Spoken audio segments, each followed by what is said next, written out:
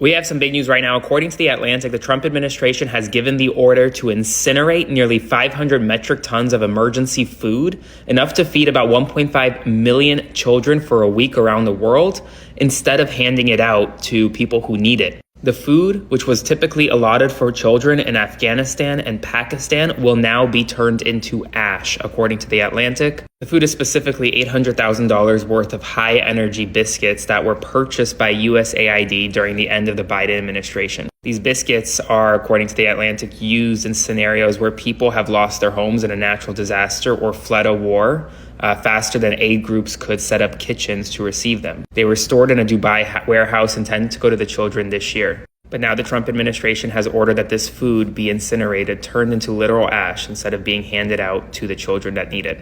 So are you trying to tell me that they couldn't sit that food aside for the next event that happens, the next weather-related incident? I mean, I remember when we had Hurricane Helene, and the government was not really helping as much. It was just the people in the area that were pouring into those who lost their homes, those who lost family members, those who were struggling. I even donated toys to children because they had nothing. So are you trying to tell me that we couldn't sit that food in a warehouse for the next disaster that happens and then provide that? Like, I haven't really been hearing anything about FEMA when we've had all of these situations take place. No one's talking about that. You mean to tell me no one is willing to watch a garden video? How to grow your own food? How to not be reliant on the government? Has no one learned that they're not going to save you? That you can't depend on them to bring you in food when you need it? They cut food stamps off for 43 days. They've kicked people off of food stamps. Not just the ones who were scamming, but people who really didn't need it. So we need to get busy, and we need to learn a new skill. And that skill is how you're going to survive when the SHTF happens. How to grow your own food, how to preserve your own food. Go out and get your seeds. Go ahead and get ready for your spring garden now. You can start growing right now. Don't wait. There is an urgency out here. And people are just so busy with everything else, the economy, jobs, all of that. I get it.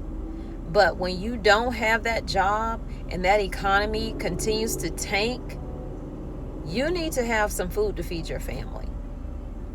That assistance might not be there for you. The one that we pay into, that might not be there when you actually need it. These holes already, little slits really, none at the bottom, around here. That way those roots can find the water that will be in my pan, because I will be watering from the bottom up, because I don't want to water from the top down, because I risk the chance of spreading bacteria and diseases throughout my other seedlings.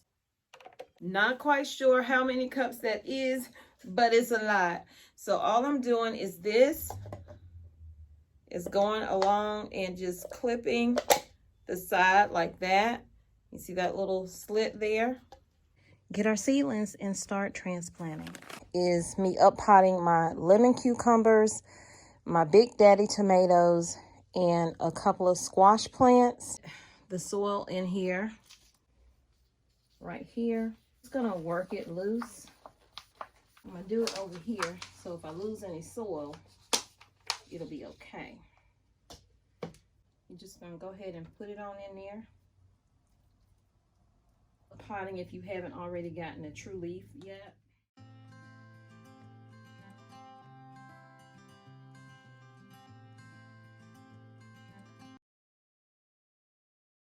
I think if you had asked me years ago, would I be doing this today? And I would say, you're out of your mind. I don't have it in me to do. I don't know how to do any of this. But that's okay. You don't have to know how to do any of this. We're not born knowing how to do anything other than to breathe, other than to try and live. But how we live does matter. I know that as I've gotten older.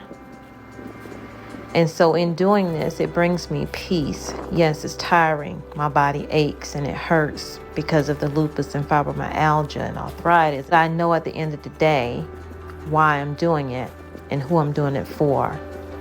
I'm doing it for His glory, and I'm doing it for my family. In reading a lot of the comments, if you're one of the people who has said, I don't know how to do any of this, but I want to do this, I don't know where to begin, change how you look at it. Stop wording it that way, because you will be your own worst enemy. And that enemy within yourself will defeat you. It might not be somebody on the outside looking in. It may be you. So Proverbs 28:19, he who tills his land will have plenty of food, but he who follows empty pursuits will have poverty in plenty.